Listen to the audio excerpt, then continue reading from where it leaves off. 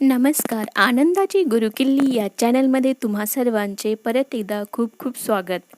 जीभ गोड तर सर्व गोड. संयमी जीवन महान जीवन. नम्रता श्रेष्ठ आहे असं सांगतात. आपल्याला 2 डोळे आहेत पण काम एक आहे पाहणं. हात 2 आहेत पण काम एक आहे घेणे. कान 2 आहेत काम एक आहे ऐकणे. पाय 2 आहेत काम एक आहे चालणे. पण जीभ एक आहे पण काम 2 आहेत. आत्मारामाने जिभेला 2 महत्त्वाची कामे दिली आहेत. एक अन्नाचा रस स्वाद चाखणे आणि दुसरं म्हणजे बोलणे. या जिभेत प्रचंड शक्ती आहे. शुद्ध सात्विक आहार घेतला तर विचारही शुद्ध सात्विक होतील.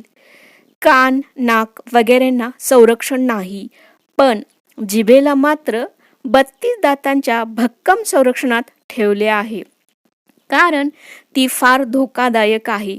मुलगा छोटा असतो, त्याला दात नसतात आणि त्याला बोलताही येत नसतं, पण तो ज्यावेळेस हळूहळू बोलायला सुरुवात करतो तेव्हा दात येतात, म्हणजेच संरक्षण सुरू. तर या जिभेवर संयम महत्त्वाचा आहे. योग्य खाणे योग्य बोलणे हे व्हायला हवे. नको ते खाल्ले नको ते प्याले की मग नको ते बोलले जाते. संयम सुटतो, भांडणे होतात. भांडणात कुणालाच चूक नसते. त्यामुळे जिभेवर ताबा असणे महत्त्वाचं आहे.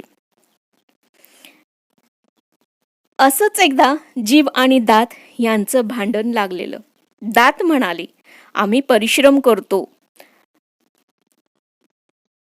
चावण्याचं काम करतो. एखादा घास तोंडात आला की आम्ही चावण्याचं काम करतो, त्याला बारीक करतो आणि रसाचा आस्वाद मात्र जीभ घेते, असे दात जिभेला म्हणाले. तेव्हा जीभ म्हणते, उगाच माझ्याशी वाद घालू नका, नाहीतर तुमची काय गत होईल याचा विचार करा.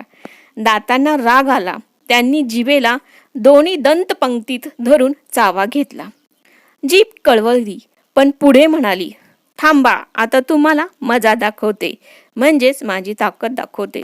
समोरून पैलवान येत होता आणि त्याला त्या जिभेने 4-6 शिव्या सोडल्या. पैलवानाला राग आला आणि त्याने असा एक ठोसा लगावला की बत्तीशी बाहेर पडली.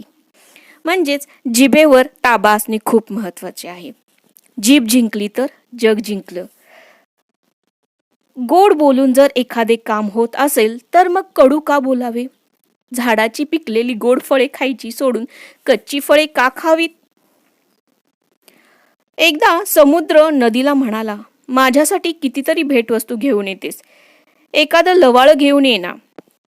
तेव्हा नदीने खूप प्रयत्न केला, थैमान घातले, महापूर, वेग, सर्व प्रयत्न झाले, पण शेवटी तिला लवाळे काही आणता आले नाही, कारण ते नम्र असते. म्हणून नम्र झाले भूता त्याने कोंडेले अनंता म्हटले आहे. महाभारतातला एक किस्साही आपल्याला माहीत असेलच. महाभारतामध्ये द्रौपदी एकदा दुर्योधनावर हसली,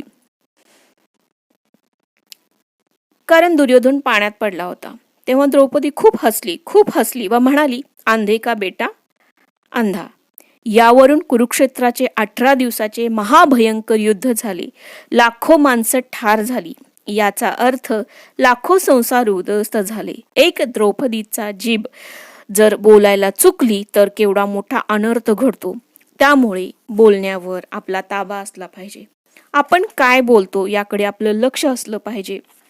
आपण वाईट शब्द टाळले पाहिजेत. आपली जीभ, आपले बोलणे याकडे आपलं लक्ष असलं पाहिजे. आपल्या जिभेवर आपलं नियंत्रण असलं पाहिजे. आपण काय बोलतो याकडे आपलं लक्ष असलं पाहिजे. आपण जर गोड बोललो तर आपली प्रत्येक कामं व्यवस्थित पार पडतात. त्यामुळे जिभेवर साखर आणि डोक्यावर बर्फ जर ठेवला तर आयुष्यात कधीही कोणताही प्रसंग अवघड ठरणार नाही. धन्यवाद.